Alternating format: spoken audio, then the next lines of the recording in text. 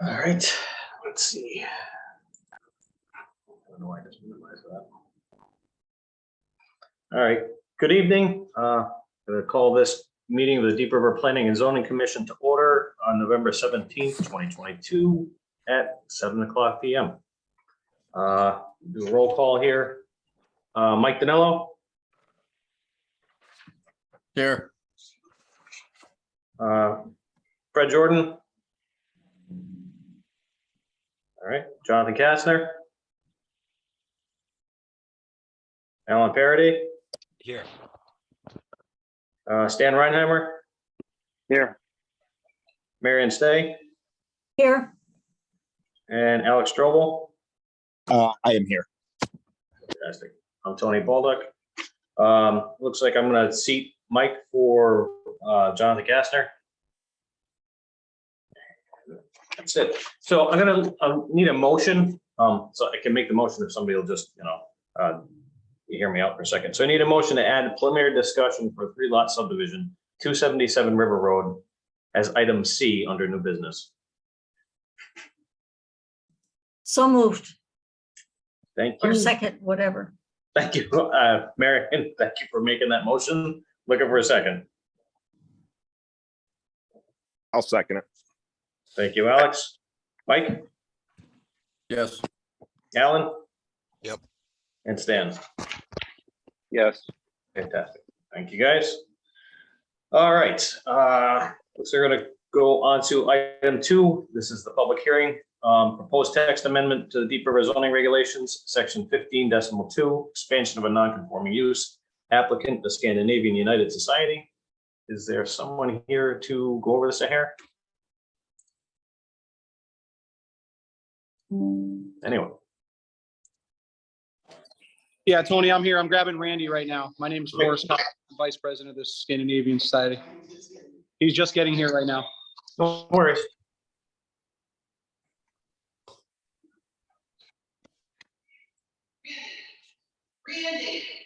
I'm just getting Randy right now. Bear with me one second. He just got here. No worries.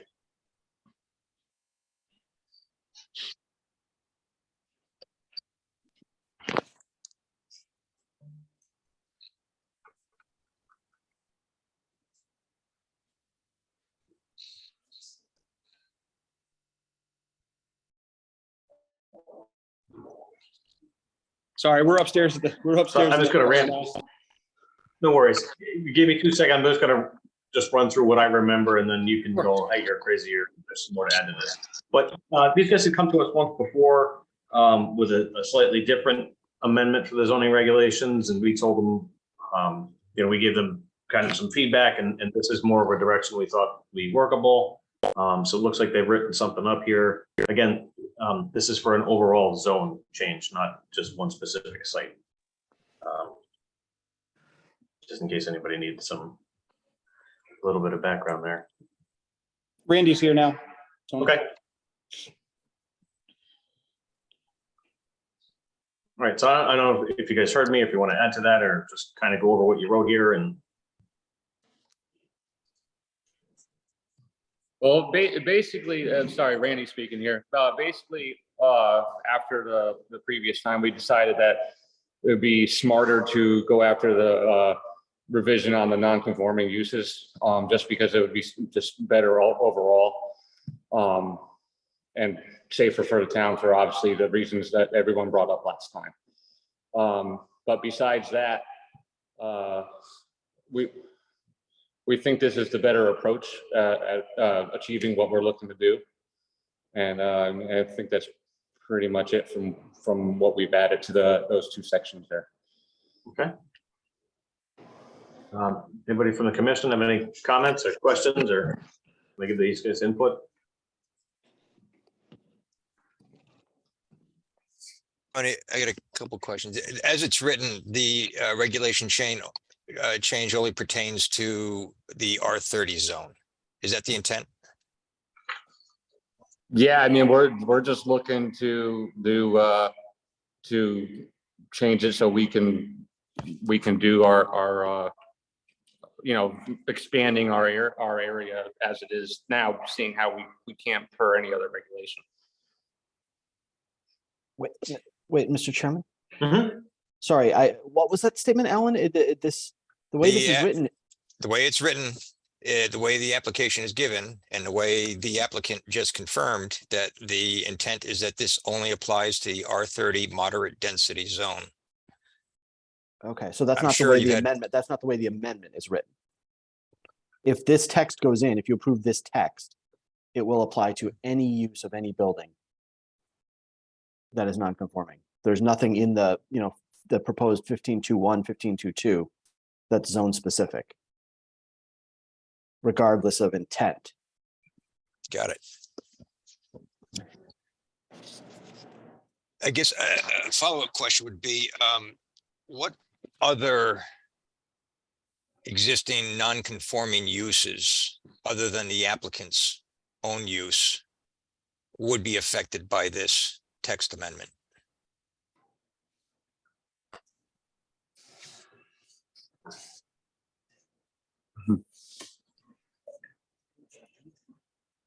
So, I mean, is that for a question? I don't think it would affect any other non-conforming.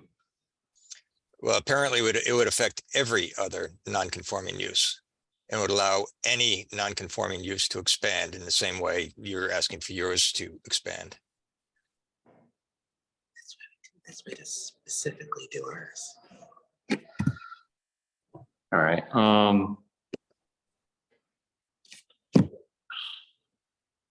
Yeah, I mean, I don't know the answer off the top of my head why that one.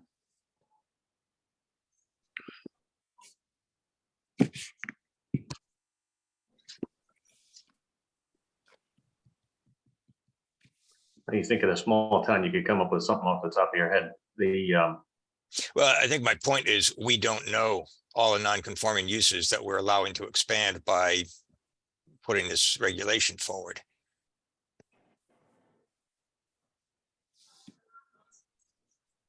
And it seems that nobody on the commission is aware of the extent of the implications. So if we go, what's the other club on the farther end of town there? Are they also a non-conforming use? I don't know this off the top of my Yeah, head. Sobieski is as well. So yes, thank you. And they're also non-conforming, or? They are also non-conforming. Okay. As are there are rod and gun clubs that are non-conforming. What I'm saying is that there are potentially existing uses out there that when the regulations were passed were, if they were not included and became non-conforming, typically that is an action by the Planning and Zoning Commission to eliminate that use within the zone because it's been determined not to be a compatible use. And if we're talking about a single type of use, which is a private club, private drinking establishment, then it seems that the appropriate hearing would be to make that use, if we think it's appropriate to expand in a zone, an allowable use by special permit. So I think that this text amendment is kind of avoiding the discussion of appropriateness of uses within a zone. And I think it takes a lot more due diligence to identify all of the uses that we're allowing to expand. I have to go back for a second, because isn't that what they came in with originally, and we kicked them down the road because we didn't want another R30. We picked Essex Street because that's where I live. Right, and we didn't want for us opening up another Calamari's next door to me. Go ahead, John. Yeah. I'm a little lost. I just have a couple of questions, but I'll wait till after the commission is done. Okay. Unless.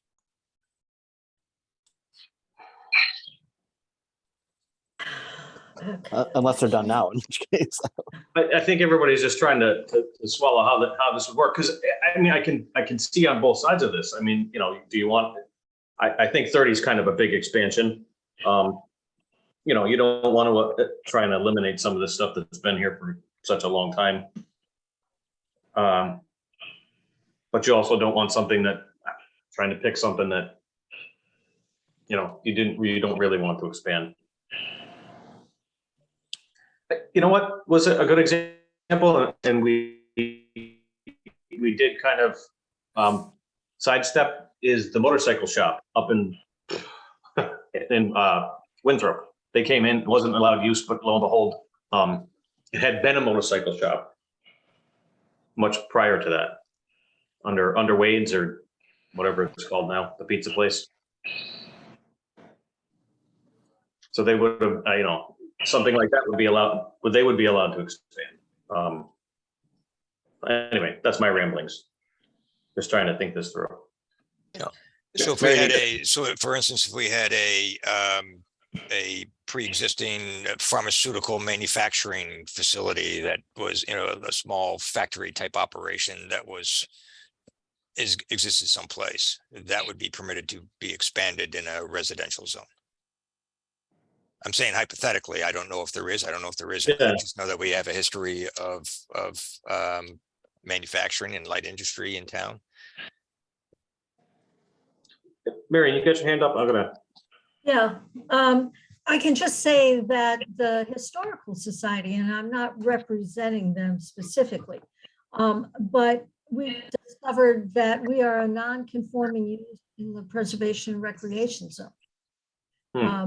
When the museum first started, it was in a residential zone. I'm not quite sure which zone because the minutes didn't really say. But now we're legally non-conforming. We don't have any plans to expand, but theoretically we could. You know, we're in need of space for storage and stuff. If we got a windfall, we could build a new building. I don't know if that would then constitute an expansion. I don't think it would be in a side yard or any of the yards, but that's a possibility. I'm just throwing it out that that's one that I'm just came up familiar in the last month or two. That's a good one. I didn't think of that. Tony? Yeah. So there's a couple, I mean, there's a couple of scenarios. Well, first of all, on, I believe it's Grove Street off of Bridge Street, that little road that there's a commercial building, you know, that was an office, maybe a little manufacturer, might have been where Deep River Chips used to be, I'm not sure. But that's in a residential zone. So that would be something that would, in theory, be allowed to expand. I think it's village residential, I think. Yeah. Or, you know, there are probably a couple of multifamily units, maybe out in Winthrop, or, you know, like say there's a 4-family or something like that in an area that doesn't allow them. In theory, they could add units or expand the size, because that would be a non-conforming use in a different zone. But as long as I've got the floor, I'm just going to push ahead with this.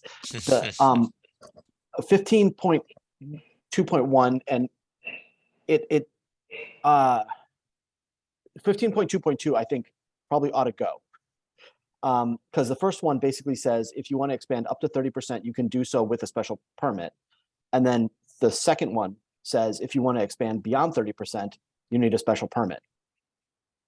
So it basically in effect says there's no cap to expansion. So I would propose you get rid of the second one and cap it at 30%, but then also add language to state that assuming, because this refers to use, not the building itself. It starts with use. You'd want to assume or state that the expansion, the building expansion, does not create any new structural nonconformities. So you don't allow someone to build into the setback necessarily, but you know, assuming that they conform with other regulations, they could expand. So two proposed changes for your consideration.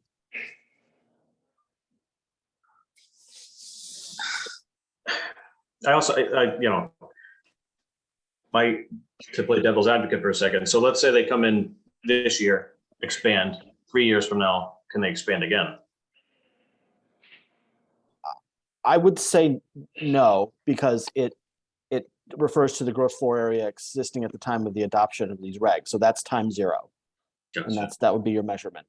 Okay. Marion, you got your hand up. Yeah, I just curiosity. They could go to zoning board of appeals, could they not? I don't think appeals can allow a use that it's not that's not a permitted use.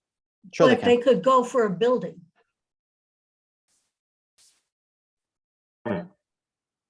And we had this discussion before about use and expanding a use, which theoretically you're allowed to grow in a kind of natural way. I mean, if you had 20 members, you could increase to 25 generally. So if you're doing a building, you could go to zoning board of appeals. I think we had a discussion, but I don't think we're all in agreement. I know that the commission voted in favor of that, but Well, I think it's a court case. I may be wrong, but it's been around for at least 25 to 30 years. So, and I think there was a court case allowing that.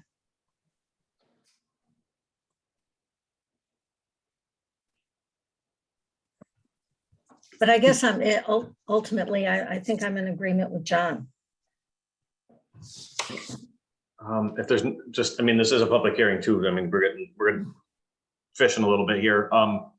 So if there's no more commission members, quickly, I'm gonna ask if there's any public questions or comments, and then we can come back to you guys. Anybody from the public? Questions, comments, want to speak in favor or against? This is Doug Whitaker from 165 Essex Street. Yep. I would like to ask that this not be adopted. I think it runs counter to why we have zoning regulations. You know, at the time that they were adopted, the town made a determination that it didn't conform to whatever district it was in, and those things are in place to promote uniformity, to promote safety, to protect home values, protect people from traffic, noise, what have you. And I think that this is overly broad and essentially sort of negates the theory of, you know, why we have these zoning regulations. I think people, you know, purchase property in town under some expectation that things like this won't change, that they're going to be protected by the zoning regulations. And I think, as was stated before, this is overly broad. It doesn't apply to just one property. It applies to non-conforming uses, you know, all over the entire town. And I think could potentially have a huge impact on the town. I think it could negatively impact home values, quality of life issues, what have you. And I think it's, I would ask that the zoning commission not approve this. Great, thank you. Anybody else from the audience? Questions, comments, concerns? All right, one more time.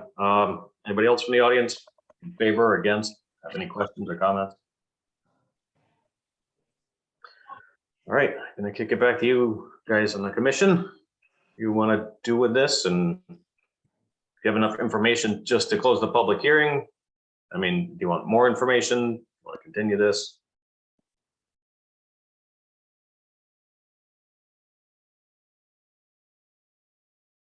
Alex, go ahead. You got your hand up. Yeah, I guess and pardon me, I think I might have missed the beginning of all this at a prior meeting, but this is essentially, they're trying to expand, and to do so, they need either some sort of special permit, or they need this non-conforming use to be amended. Am I up to speed enough on that? Yep. So, Well, they don't need a special permit. I'm sorry, Alex. They don't need a Sorry. special it's not allowed. They're in a zone. They're a use that is not allowed in the zone. They're in a residential zone and they're a club. Yeah, thus And- the, and so the you- non-conforming use and thus And the they've been expansion of allowed to make- non-conformance is not allowed without a variance or a text change. Yeah, and that's what I gathered. So Yeah. essentially they're grandfathered in and they're lucky to be where they're at. Even just hearing from, the one public member. I mean, I think I'd have to agree with that, but also this is super broad. I'd like to, anyway, my point being is, I mean, I don't really see how there's any argument for us to now make a text amendment like this for something that isn't really even isn't even really supposed to be there. Am I on the right track here? I mean, am I understanding this to some degree? I think you are. Yeah, I think you are, I'm just trying not to be opinionated here on this, or, and I'm certainly not asking for any leading here, but I just want to make sure that when I give my vote here on whatever we do, I'm making the right decision is all. So good. Yeah, I mean, I think it's super broad and it's got way too much potential to just open up anything else, you know what I mean, for something that is already a private organization. I don't know if that really doesn't mean anything in this situation, but I think it accounts for something. Steve, you got your hand up and I got a question after that. Yeah, I'll just add one comment for thought in the discussion is that the regulation is broad as proposed, that it would potentially allow the expansion of any existing non-conforming use. But in deciding how that non-conforming use should be expanded, the commission has discretion to apply its special permit criteria that exists in the regulations right now. So if there's a non-conforming use that's existing at the time of the regulations and continues to rightfully and lawfully exist, the commission may have no ability to exercise any jurisdiction over what happens there, as long as it conforms to whatever was legally existing and it's not expanding. But if a use were to propose to expand under this new regulation, the commission would be able to apply all of its special permit criteria, which was established to protect those things that were brought up, health, safety, traffic, welfare, and then condition that application like a normal special permit to try and mitigate some of those adverse potential impacts that were to come with any potential expansion as well. Just want to make that clear. I think that's good because, so, let's say, and we'll make something up. Let's say there's a movie theater downtown, like there used to be, and it's not an allowed use in that zone. And they want to expand to have, a nightclub in there. Even though it's a non-conforming use, they could come to us and say, hey, we want to do a nightclub. And we could say yes or no, because it's a special permit, they have to come back before us. I know that was, you can come up with a better analogy than that, but. I'll defer back to what John said. I think John recommended, and Marion brought this up as well, that we wanted to keep he recommended keeping the scope of the proposed regulation to only the building or structure. Is that right, John? That would be how the expansion would be defined. And I think, Tony, and if I heard your example correctly, you're talking about a change of use from a historic use to a new non-conforming use? Well, I was trying to come up with something quick on the fly there, but no, like, I don't want to pick on them, but this, let's take the Sobieski Club, right? They want to expand and put a patio outside and, go ahead. I would say, well, what if you had a 10-unit apartment building somewhere way out in Winthrop? Which there is. And that's non-conforming. Yep. And they wanted to add 2 more apartments. Right. They would still have, what I'm saying is they still have to come to us and Right. we say no. Correct. And you would use your special permit criteria in that it would Right. not create, a noise, dust, odor, vibration, traffic problems, septic problems, neighborhood conflicts, all of the special permit criteria. Right. Thank you. I wasn't wording that well. Alex, you have your hand back up. Steve and John, that's all super helpful information, but would this particular instance or changing it for I guess for this use, would that open us up for like a precedent issue later on down the road? If we did, the 10, for the example, the 10 unit apartment comes to us, they say, oh, we now under this new amendment, we'd like to expand.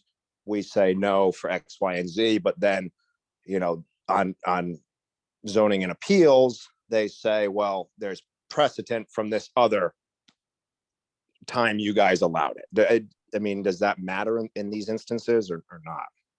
Do you want me to handle that, Tony? Yeah. So no, it would not set precedent, because a special exception is meant to be parcel and circumstance specific. So there could be, in the case of the tenant unit apartments, they could have 25 acres and, they're 300 feet from any other, residential lot. It's, it would be no visual impact. They have plenty of room for septic system, no real increase in traffic, whatever.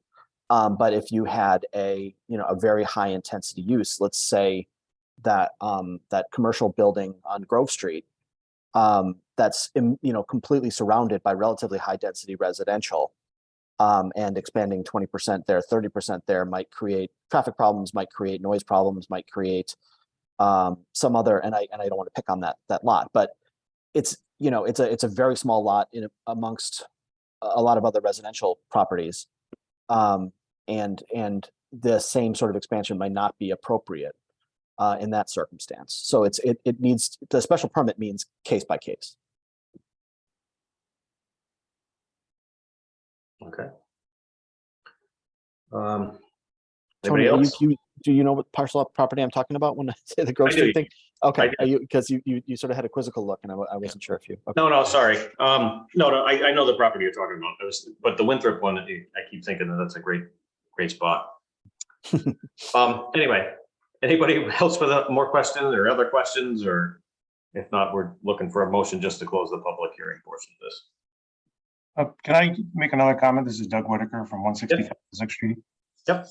I just listening to the last part of the conversation, and I'm not a zoning expert, so some of it's not real familiar to me. But to me, when I look at the original document, it's pretty clear that it says, uses can remain that were non-conforming, and as long as they don't become more non-conforming, you can become more conforming, but you can't become more non-conforming.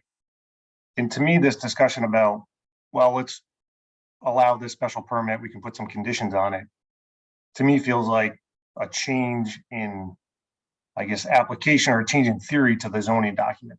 And my limited knowledge of what planning and zoning does, it seems like you often have questions of, hey, there's two zones that meet, there's a use in a zone, it's appropriate, they want to expand, but they're on the border of a residential district. And is there conditions that we can put on that expansion to mitigate some of the effects that might bleed over into a different district? And I understand that seems appropriate. It seems like something that is in everybody's benefit. But to me, this is talking about a use completely within a residential zone, a non-conforming use. It's not like it's allowed in one zone, hey, it's on the border, it bleeds over, let's do something to mitigate the effects. It's completely within a residential zone.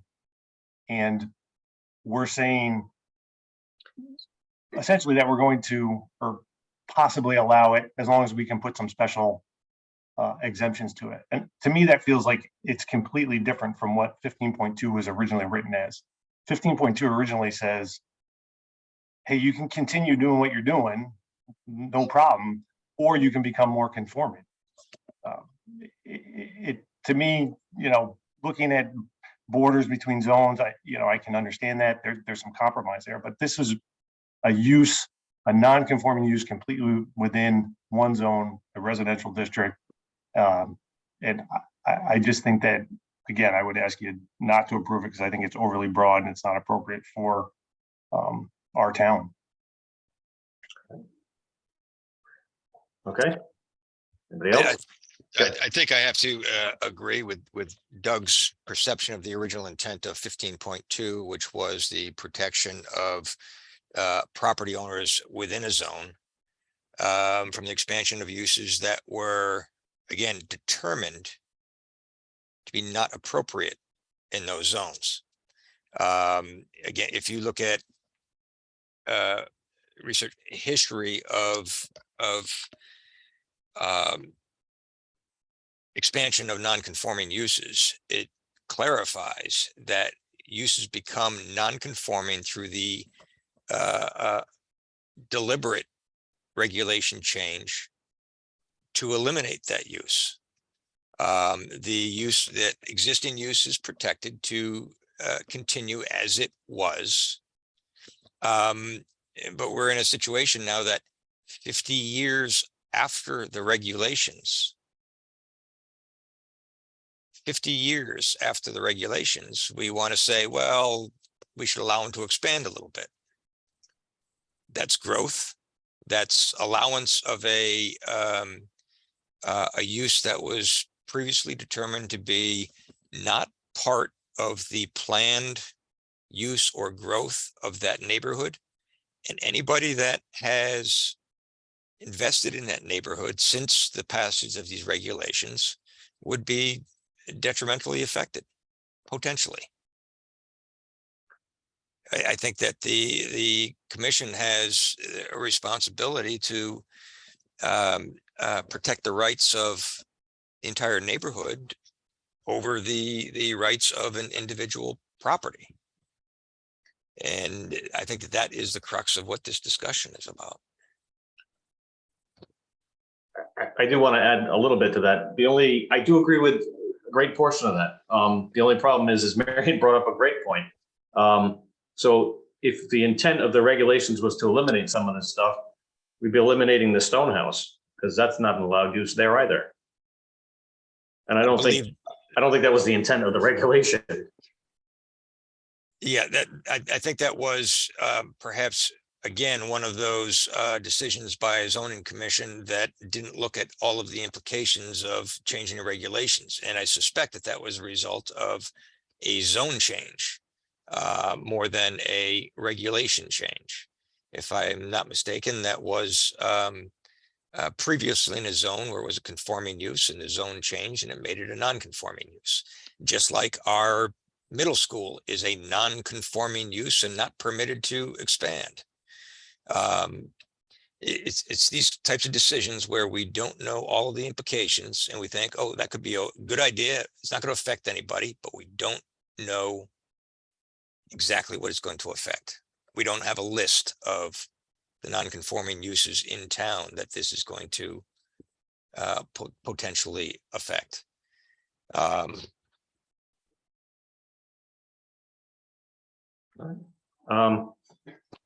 right, so anyway, beyond this discussion, we're just looking for a motion to close the public hearing portion of this. And, the commission can further discuss this, a little later in the meeting here.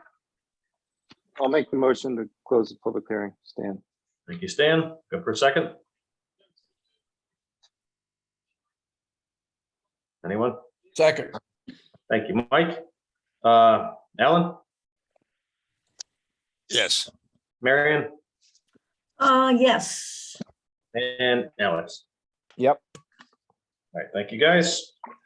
On to Steve. audience. Oh, Sorry. Steve has had his hand up. I don't know if he wanted to say something. It didn't show up.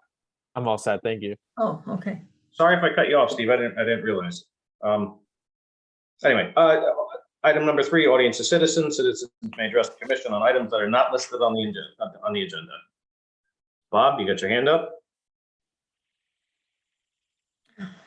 Yes. So I thought that was an interesting discussion that you were just having. Some of the points that you were making about affecting property values. And John Guskowski even mentioned noise for those non-conforming uses and how that would affect the neighbors. As I reminded you before, I have that similar situation here. Mine isn't a non-conforming use, mine is a special permit, but the same thing applies here, where noise is affecting neighbors. And I just wanted to remind the zoning enforcement officers and the Planning and Zoning Commission that me and several neighbors have submitted several complaints over the past several months, none of which have been addressed. And I just wanted to remind you that we are still waiting to have those complaints addressed. And since the last meeting, there have been several more violations by the Lace Factory. I haven't submitted those complaints yet, but I will. I do plan on submitting additional complaints on the Lace Factory. And I just wanted to remind you that those need to be addressed at some point. Thank Okay. you. Thank you. John, you got your hand up? John, you So, don't have. but yeah, first of all, I was going to say we haven't received any new complaints, but Mr. Ginder said that they are, I guess, pending. But I would remind just two things. Number one, the Lace Factory is not a non-conforming use. It is a conforming use. And second, it has received multiple special permits to allow the use.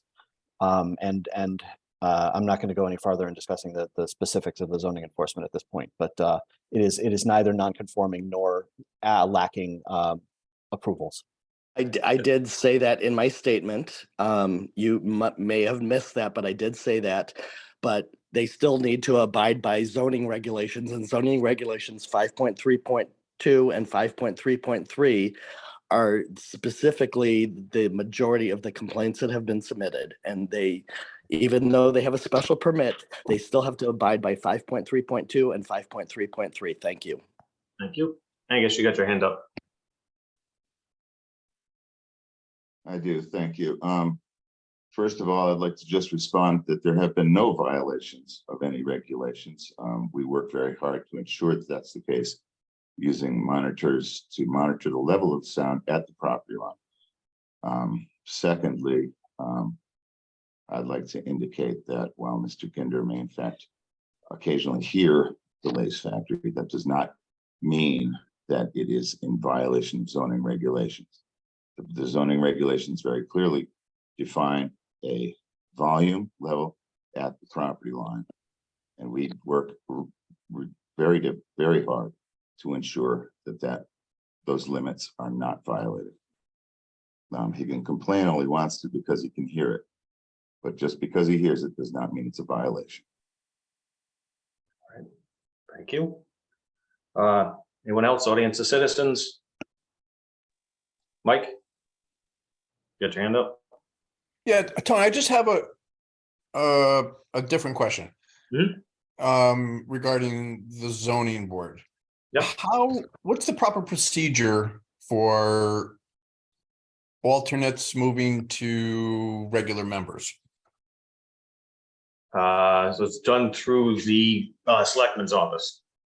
The procedure is theirs alone. So they determine. Yep. It's not based upon how long you're on a board. Nope. Okay, just curious. Thank you. You're welcome. Bob, you got your hand up, and just please, I don't want to have a whole bunch of back and forth here. Yep, I just wanted to respond to Angus's comment that it's not up to the property owner to decide whether or not they are in violation of zoning regulations. It's up to the zoning enforcement officer and the Planning and Zoning Commission. And I was just making a statement that I was reminding you that those complaints have not been addressed yet. Thank you. Thank you. Angus, you got your hand up. Yep, sorry, I have no interest in a back and forth in a public forum. I do not think it's the appropriate venue, but I just will continue to say that simply because Mr. Ginder claims there's a violation does not mean that there is. He has tried for many years through the zoning to show that there are violations. That was never proven. He went to court to show that there are violations. He never proved that there were violations. He had a sound expert monitor the property, and that the court chose to indicate that there were never any proven violations of any zoning regulations. All right, thank you, guys. Anybody else, audience or citizens? If not, I'm going to move on to approval of minutes. All right, hearing none. Item number 4, approval of minutes. Actually, I talked to Nancy prior to this. I don't have them, so I'm just looking for a motion to kick these down to, what are we, December meeting. I'll make the motion to approve them in the December meeting Thank or you. continue. Yeah. Looking for a second. Thank you, Marion. I'll second that, Stan. Thank you, Stan. Mike, Yep. Alan? Yep. And Alex. Yes. All right. On to old business. Proposed text amendment to Deep River zoning regulations, section 15.2, expansion of non-conforming use, applicant Scandinavian United Society. All right. Anybody have any discussion about this? Flip back to actual application. All right, anybody? And Steve, when you had your hand up, did it have anything to do with this, or was it just up from before? I had a minor piece of information from the current regulations to share. I'm not sure if that would constitute new information or not at this point. Okay. I mean, is it in there? Is it a reg? You were going to read the reg? Because I mean, it's not really new information if it's our zoning regulation. Yeah, it's an existing regulation. Then it's not really new information. It's part of our regs. Okay.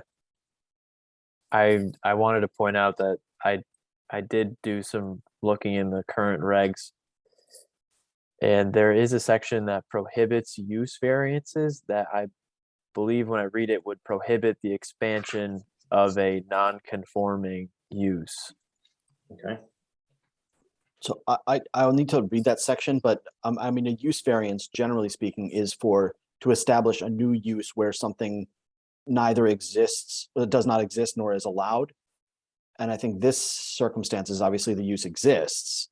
It's not currently allowed, but it exists. And then 15.2 would concern the expansion of an existing non-conforming use. But I'll have to check 16.4 if that directly conflicts. If it. I don't think it would conflict with the proposed reg. I was thinking more a scenario where if the commission were to not approve a regulation like 15.2, then there would be no avenue available. Oh, okay, right. So for then the you couldn't expansion. get right. Okay, so I'm thinking of like a scenario like there's and I've seen this a lot in some towns where there's a lot of pre-existing non-conforming multifamily dwelling units, and the structure needs to be expanded to meet a building code because maybe the stairs are unsafe or there's a bad clearance or a small door frame, and the structure needs to be expanded, and there's not a clear avenue to do that if the use is non-conforming. It's just kind of something I'm running through in my head. Okay. So, So I have a question to piggyback on that then. You guys are the zoning guys. Would be the use expanding outdoors. Would that be prohibited under that section? Right, let's take the Rusty Rail. Let's say that was there the whole time and all of a sudden they want to do outside stuff. Are they, when there was never anything outside, are they expanding their use beyond the existing use?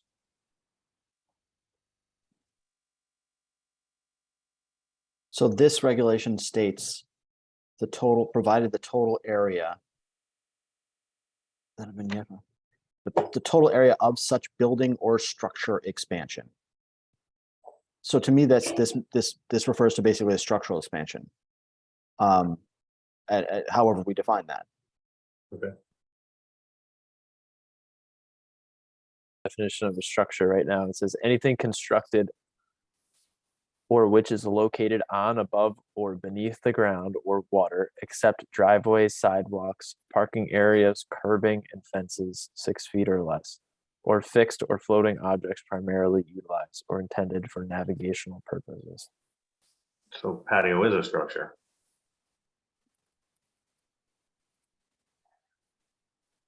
unless it was paved, then you would get into that gray area Right. with, you know. It's just not stone, parking. right, it's If you just could- stone there. Like crushed stone. Or if you call it a driveway. Hmm. Interesting, okay. I see we're over here brainstorming away. Anybody else have comments about this or questions or? If not, we're open to a motion here. To me, it just seems that 30% is it's a little high anyway to begin with. Yeah, I thought that myself. You're looking at just under a third larger. So, I mean, it seems like a lot for a non-conforming.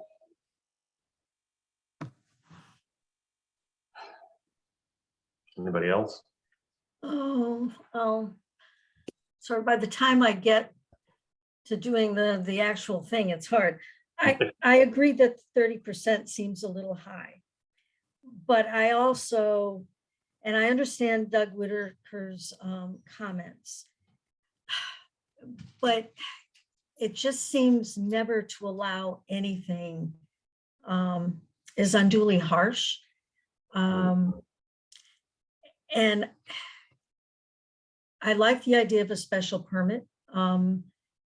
You know, somebody can always, I mean, people violate special permits, but I don't think that's a reason not to have one. I mean, it's like jaywalking and somewhat bad example, but I would like to see something that allows people to either expand slightly what they're doing.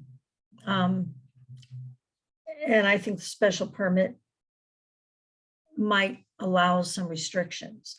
But I agree that 30% is, I don't know if 25%, it's hard to measure. And, My gut is 10. That was just me though. Yeah, and I was thinking again, I half. agree that anything above that is way too much. So 15.2.2, yeah, Right.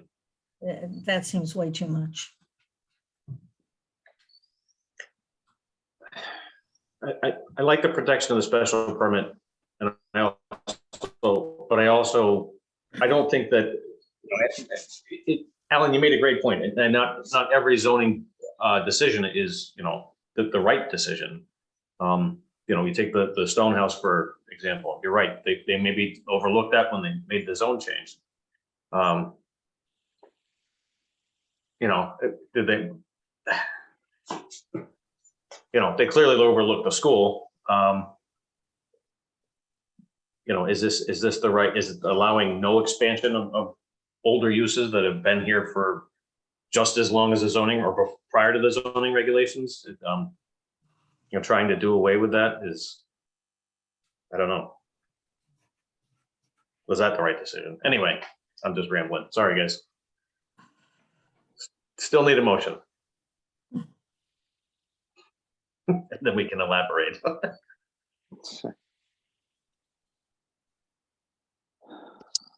Tony, I'll make a motion to deny the proposed text amendment. Okay. Anybody want to second that? I'm seconding that. Mike? Any more discussion on that motion?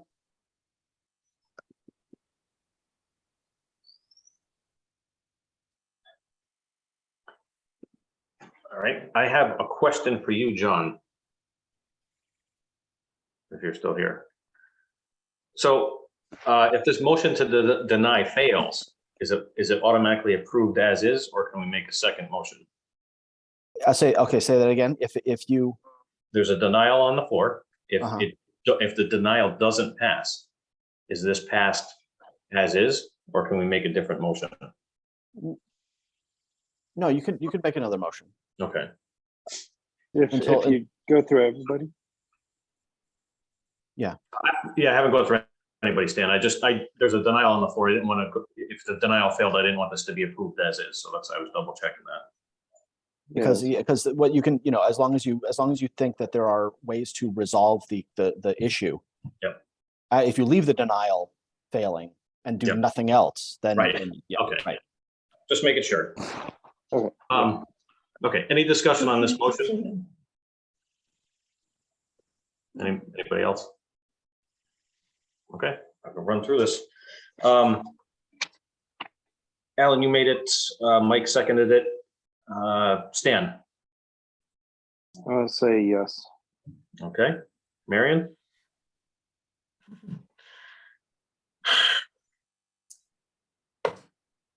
Oh, boy.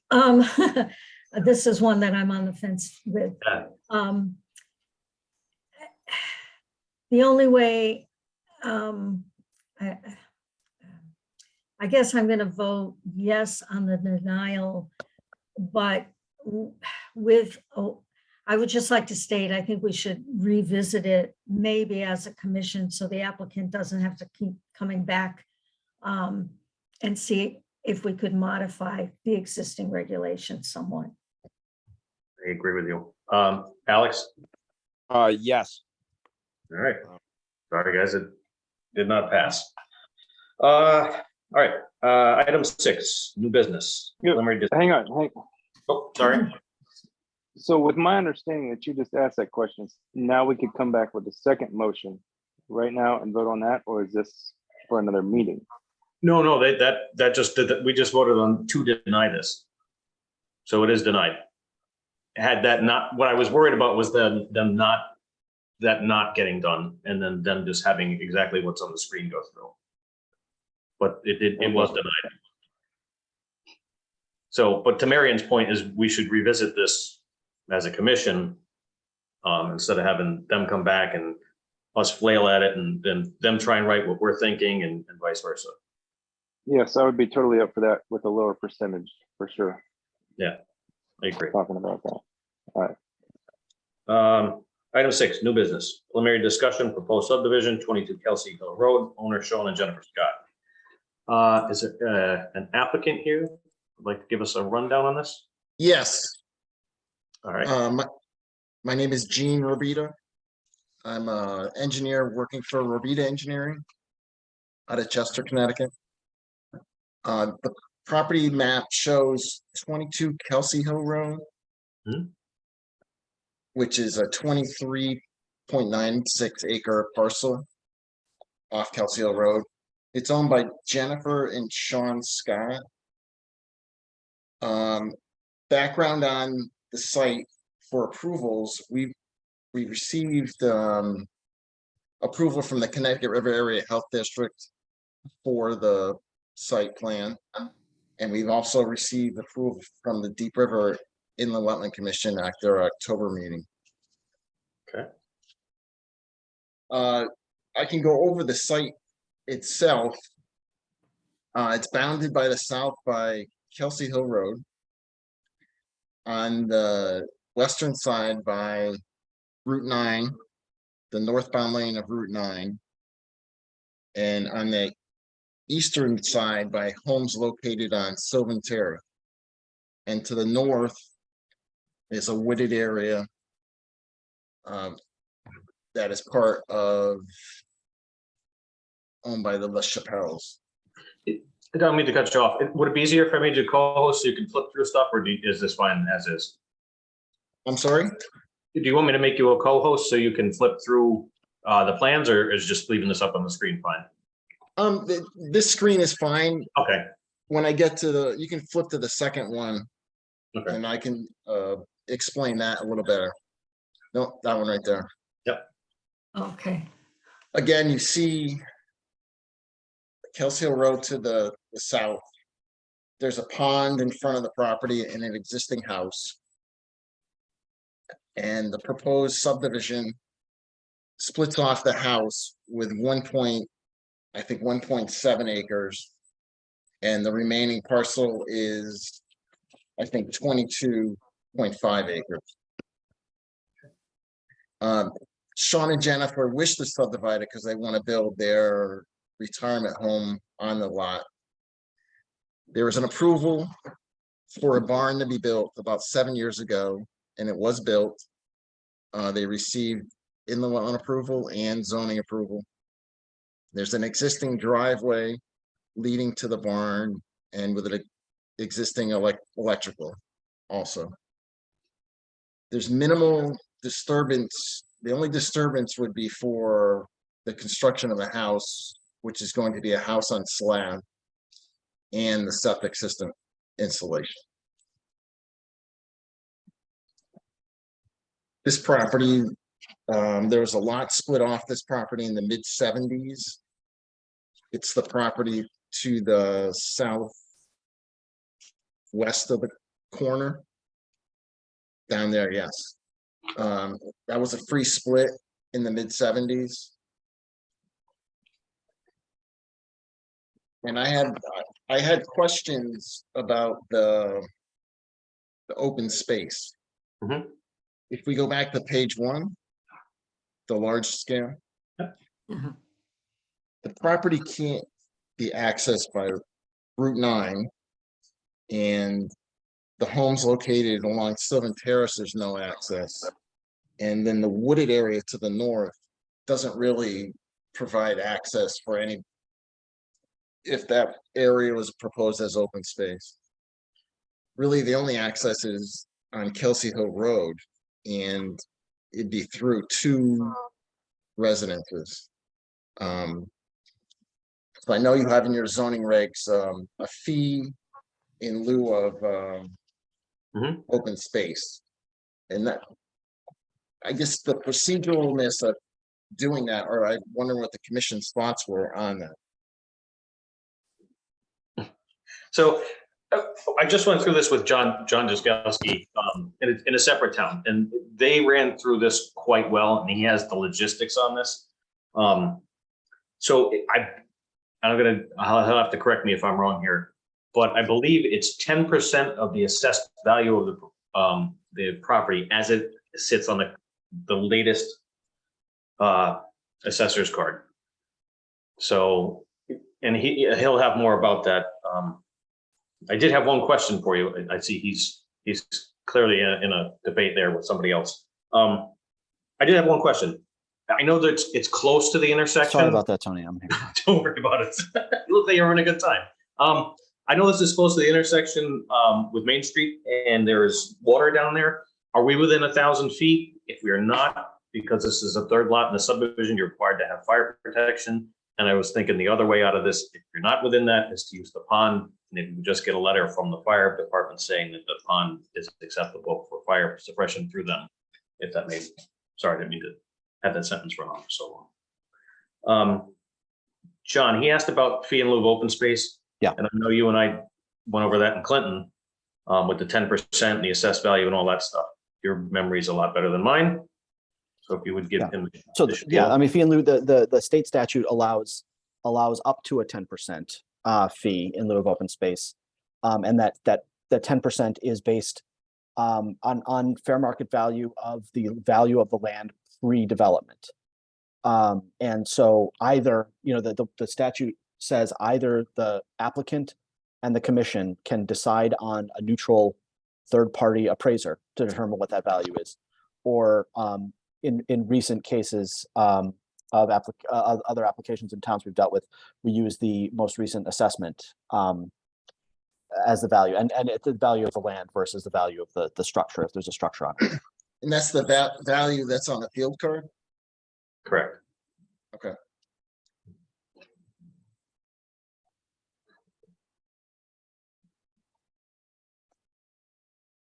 All right. Anybody have any questions?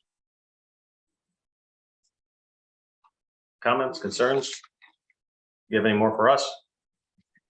Are you available to meet John to discuss this, the procedure? John or Yeah. Steve? Of course. I'm there Monday mornings, Steve's there Wednesday mornings, but if you want to meet, via Zoom or a separate time, we can make an appointment. Okay, great. Anybody else? I'm sorry.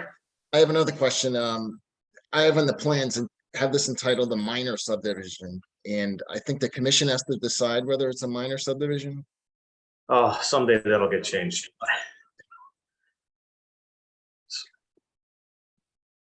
All right, anybody?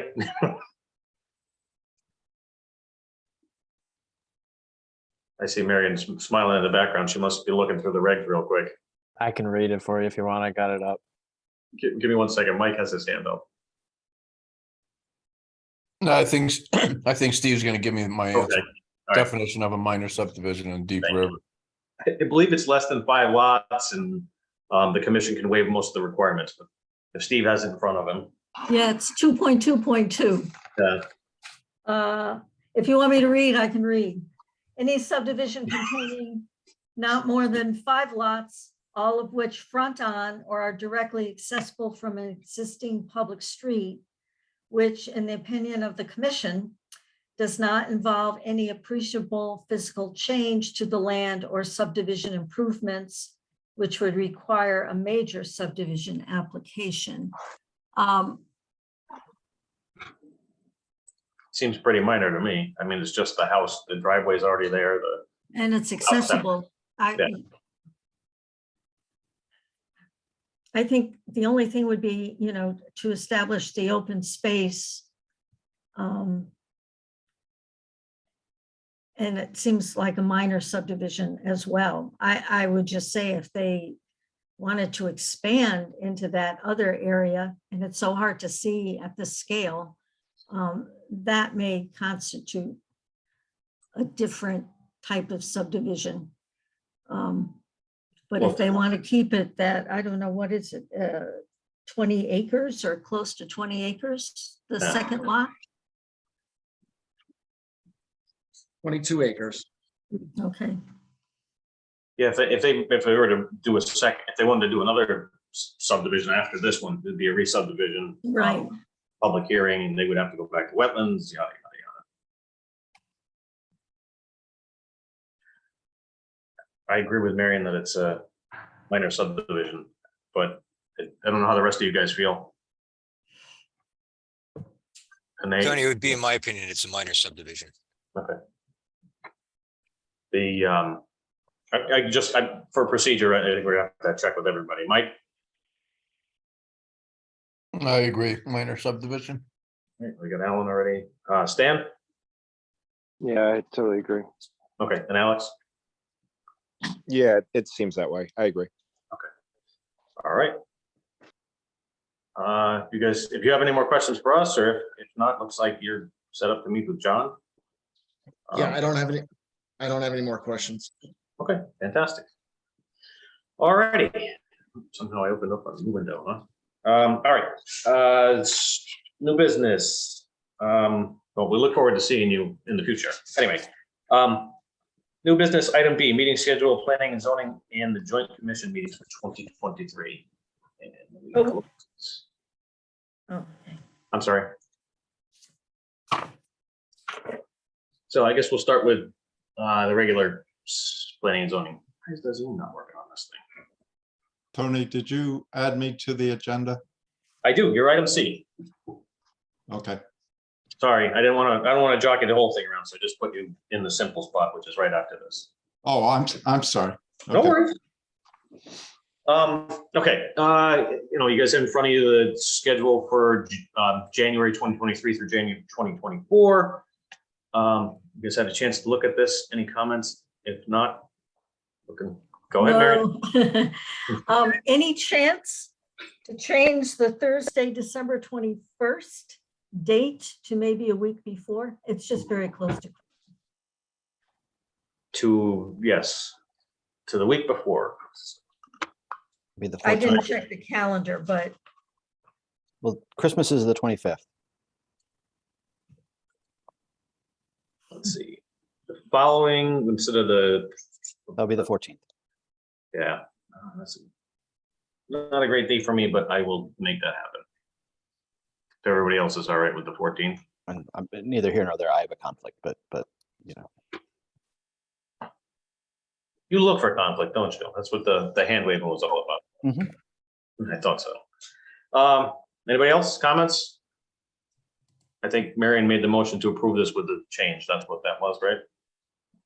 Yes, I thought so. Okay. Looking for a second? I'll second that, Stan. Thank you, Stan. Mike? Yep, it's fine. Alan? Yes. Alex? Yep, that's fine. All right. Yeah, one more.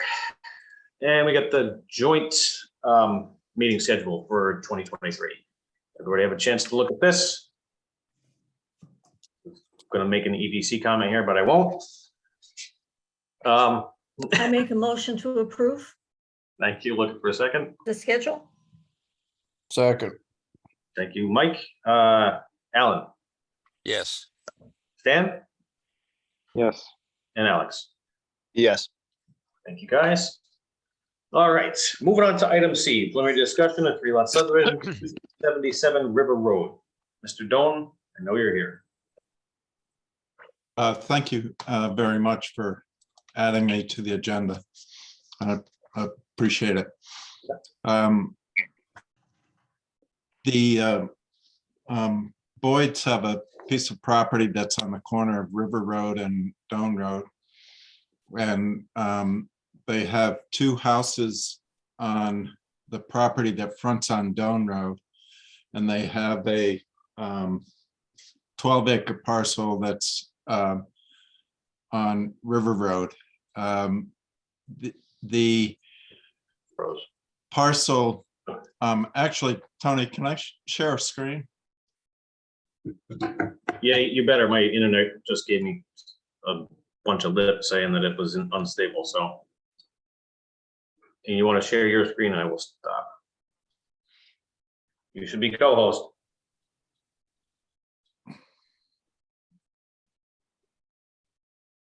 Did you guys hear me or no? Yeah, we can hear you. Okay, Okay. there you go. The parcel that's fronts on the river was sold from the Boyd property several years ago. And the driveway was a right-of-way when that was sold. The driveway was conveyed to this piece, and they inadvertently divided their land and created a lot that should have been a subdivision lot. And there's a letter in the file regarding this. In 1999, Kathy Jefferson discovered it and issued a letter saying that this property was not an approved lot. And so we are including that in the subdivision to make this a valid piece of property. So we have a little over 22 acres of land total. The lot to the east that I'm circling with my cursor now is 12 acres. And the house lot, which is the primary residence of the Boyds, is a 5.5 acre lot. And then at 26 Doan Road, they have another house, and that is a 4.78 acre lot. So we're proposing to divide the land that fronts on Doan Road with this orange line, dividing it, and we're including this parcel, which is shown as lot 3, and we show a possible house location on that property. So the total is 22.11 acres. It's 3 lots. We have no public improvements proposed, and we are proposing a conservation easement to address the open space issue, and that conservation easement would front on the Connecticut River. And so that is our proposal. So anything that, any feedback that I can get is fine. I think that it's a minor subdivision because it's less than 5 lots and there's no public improvements. And all the lots front on existing town roads. So with that, I'll stop, Tony. I was gonna say, I have 3 questions for you. So number 1, just to give you kind of a jab here. So this is a road that you own here? Is that not a conflict of interest? No. So I wish I did own it. my 2 questions are, well, one's a comment and one's a question. The question is fire tank, or, you know, if there's one within the area, if you would check into that. Yes, we will. Secondly, would the land trust be willing to accept that as, because you'd have to access it by, you know, kayak or boat, or if they'd be interested in that conservation easement, I'd like a letter from them. If not, you know, a way to get to that some other way. Okay, and that would be in the name of the land trust? Yeah. Okay. They're the ones who are going to take care of it. We're not. And then just, you know, they may say no, and, you know, we could be right back to fee and move open space, which isn't crazy either. Those are my comments. Okay. Anyone else? Yeah, I'm sorry. It's just, the plan is so small, it's hard to see. Oh, I'm sorry. So, No, it's too there's big. okay. So just go over the lots again. You don't have to go over the open space. I understand this is a new lot right there, or in the front on the right-hand side? This is all one piece on the left-hand side. This orange line is the division that we're proposing. Okay. And this piece on the right-hand side was inadvertently created when they conveyed this driveway to this parcel here. Okay, and the back parcel that you just had your This? clicker on, yes. Is that an existing house? I thought I saw, but it's off the screen now. Yes, it is an existing house. Okay, so the driveway just goes to that lot? Yes, yep, that's a private driveway that just serves this lot. Mhm. I'm gonna, oh, it's a private driveway, never mind. I was gonna wonder about access, if you could somehow access that. Oh, sorry. Not really a lot, but the piece that's facing the river via the driveway. Oh, this piece? Or the- Yeah, but it's a private lot, so never mind. Okay. Okay. Mike, you get your hand up if you're done, Marion. Sorry. Yep, no, I'm fine. Mike, you get your hand up? Bob, can you give me a little bit more history about the Kathy Jefferson history on this, please? Yes. When this existing lot that fronts on the river that Marion was just talking about, this lot was created and sold from this overall Boyd piece.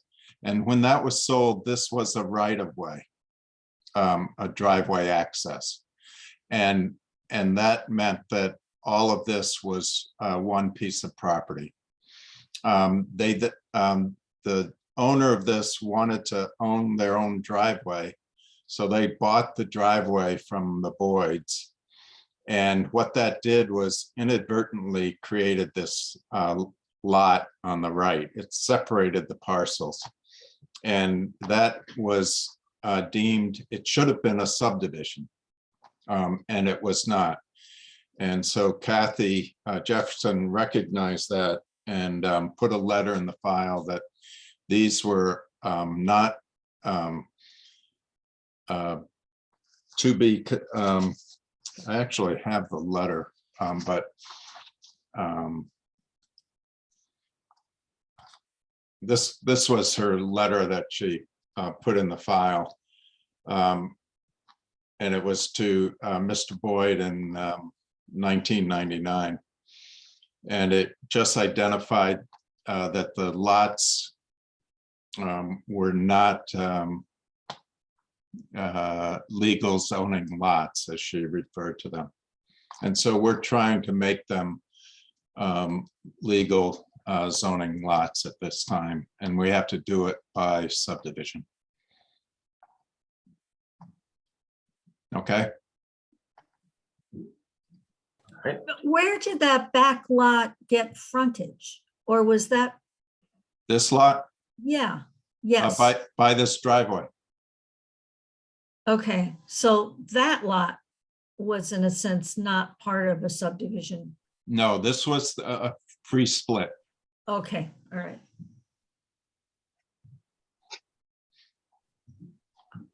All right, any other questions? If not, we'd have to make a decision whether this is a minor subdivision. Steve, you got your hand up? Yeah, I want to just add one thing that got tripped in my brain, having just looked at this for the first time. I think this would be a scenario where that regulation for net buildable lot area may require a calculation on the subdivision. You're worried about this lot or this area because it's separated by the wetlands, is that why? Yeah, I'm seeing a lot of wetlands and slopes. So Bob, that's, was it the Okay. zoning, that's section 5.2? Yep. And I was just going to my, I want to see if I have net buildable area computed on that. I agree with you, Steve, that definitely needs to be done. He does. I do. You're good. Okay. Must have been Aaron did this one. He did. Oh, goodness. Mike, you get your hand up again? Well, septic, Bob, has been done on this. Yes, we did soil testing with CRAD. I haven't submitted the application to them yet, but oops, sorry. They were out there with the with us, and we've tested all the lots. This let me go back to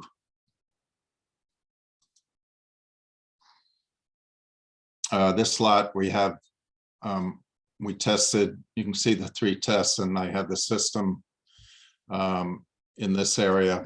This house has an existing system, but we have 2 test holes here. I did a B100A for it. And this lot here, I did 2 tests and did a B100A for that one also.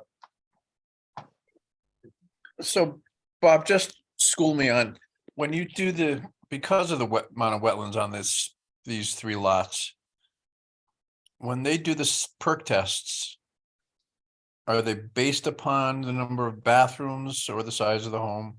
Yes. Yeah, number of bedrooms. And So that's already been the predetermined? B100A analysis. And Mike, the number or type of perk test doesn't change based on the number of bedrooms. It's just the number of bedrooms. The calculation for the size of the septic system is based on the number of bedrooms and the flow rate. Correct. I guess what I was driving at is what size square footage houses are we talking about on these lots? Yeah, That are relevant to- lot 1 is an existing 3-bedroom house, and we analyze it for that. Lot 2 is an existing 3-bedroom house. We analyze that. And lot 3, we did a 3-bedroom house for that system. Thank you, Bob. See, now you stayed too long, Bob. I just realized something. This has to go before the Gateway Commission, does it not? Yes. Okay. Yep. All right. Anybody have any other questions? This is, I mean, he'll be back and he'll have wetlands approval at that time, and hopefully CRAD approval and all that good stuff. Yes, yep. So again, minor subdivision, not a minor subdivision. I'm just gonna run through, get you guys' opinion. So Mike, Minor. and skip through everybody. Alan, Minor. Dan. All right, let's skip Stan for a minute. Marion? Sorry, minor. Oh, no worries. Okay, minor. And Alex? Minor. All right. Bob, looks like you got yourself a minor subdivision, Okay. a bunch of questions. to All right. answer. Thank you very much. Thank you. Appreciate it. Have a good evening. Thanks for putting me on the agenda. Absolutely. All right, on to reports. ZEO. What you got for us? Steve, you got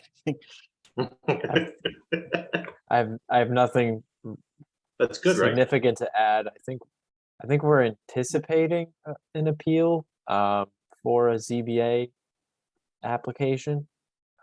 We brought an enforcement order. The applicant or the property owner challenged it. ZBA upheld our decision, and this property owner is likely to challenge ZBA. That's and on the other side of the coin, we are now out of. You guys recall, obviously, you denied 400 Commercial Drive expansion of the waste facility or waste stream. That was denied. We are out of the appeal period, and an appeal was not filed. So that'll be interesting. So now it becomes an enforcement matter for Steve and myself to make sure that they're ratcheting back down, essentially. Okay.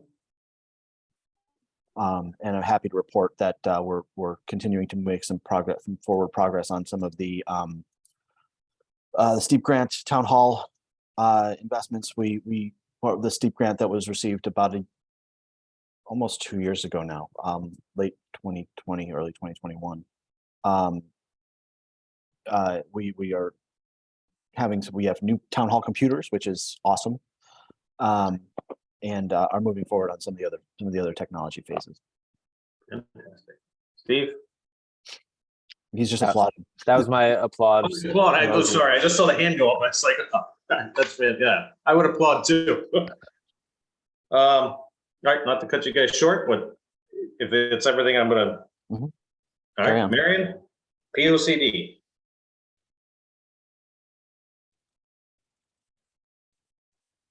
Nope. Still muted. Nope. Oh, there it is. There you Okay, go. sorry.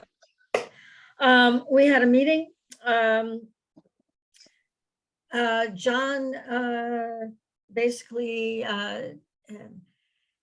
we wanted to go over all of the goals, and I don't know, there were like 40 goals from the last subdivision. Like 75. No, sorry, there were a lot of them.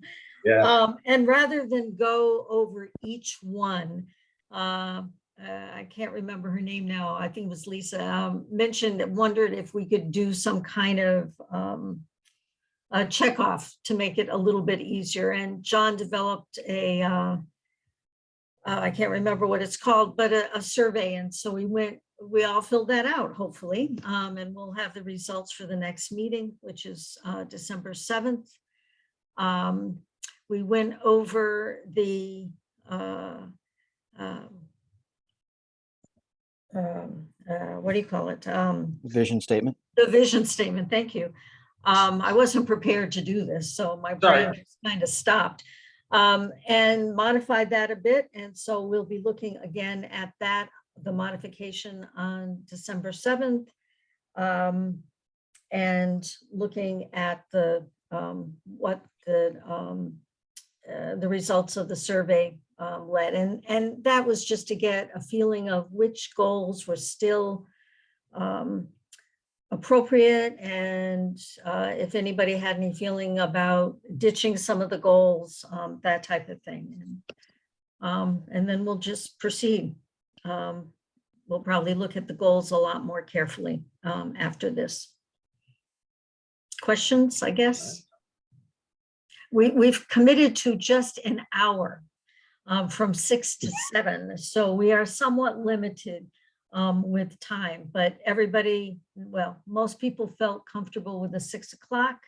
And obviously, it's a time frame that it's hard to go too late after that, especially if you're coming home from work. So, so far, that's what we decided. So quick, I don't know, I didn't ask this at the P O C D meeting, but I saw that your hand is up, Mike, sorry, I didn't mean to cut you off. So if we needed a second date, we could always add that too. So if we like, you know, in January, we're like, oh, it's totally bored, there's too much snow. We could have one every other week or. Right, right. Mike, get your hand up. Yeah, are you guys gonna have any open meetings that you can have input from outside the group? I think so. I mean, all meetings are open. So far, we tend to be pretty inclusive in terms of people having comments. It's pretty much a discussion. So yes, if you want to attend and have, you know, make your feelings known, I don't have a problem with it. The minutes tend to be somewhat brief. It's basically a discussion. And when we get a little farther along, we'll bring it to the entire commission and we can decide whether, you know, whether to do one of those, I don't know if you call it a public hearing, but try to do a broader meeting. I think Alan wanted to see participation for the broader community. But I think we have to get farther along so that we have specific goals and then take those to the planning commission and then the community. Any kind of date, Miriam, as far as No. what you're looking for? No, not really. We're meeting every month, and as we get a little bit closer, then I think we'll try to pin it down, but we're still at the kind of feeling out stage. So we have meetings in December and the first Wednesday in January. So those two meetings first, so far it looks like it's the first Wednesday of the month. And then in January, we'll decide if we want to change the meeting times. So you'll be all done with the POCD at the end of April? I doubt it. I guarantee you really it will doubt be it will be in April, yes. In April, yes. Oh. Anybody else? We can, you know, write it pretty quickly. It's pretty much determining what the goals are. And we're talking, and that takes a long time. Anybody else want to harass Marion? If not, item C, attorney. I haven't seen anything. John, Steve? Nope. All right. Chairman, I got nothing. Budget, I don't think we have any change there. No, we actually just got a request, just a reminder from Kathy Kellenbach that we're entering budget season. So, yeah. Tony, you and Steve and I can talk about a proposal and bring it up on the December agenda. Okay. I'm around. Item 8, payment of bills. Are there any? Fantastic. All right, guys, I'm going to ask everybody but Steve, John, and the commission. Well, can you guys all stay on? And if everyone else will sign off, if not, I will have to give you the vote. Including Nancy, or just Oh, Nancy. Sorry, Nancy. I do have to include Ken too. Yeah, you want to invite the attorney. When I call it executive, it'll be all okay. All right, give me 2 seconds. Start booting people. Or do I have to do the motion first and then boot everybody? You want to have a motion to go in, and then we can ask everyone to leave. I'm going to make a motion to enter into executive session and include Steve, John, Ken, and Nancy. I'd like a second. Second. Thank you, Mike.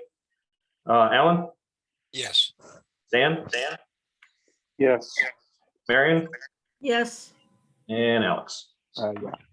All right, I would just quickly, there is, I believe I have everyone, there is someone on iPhone 2. Does any commissioner claim okay, they're gone, never mind. No, I booted them. Okay.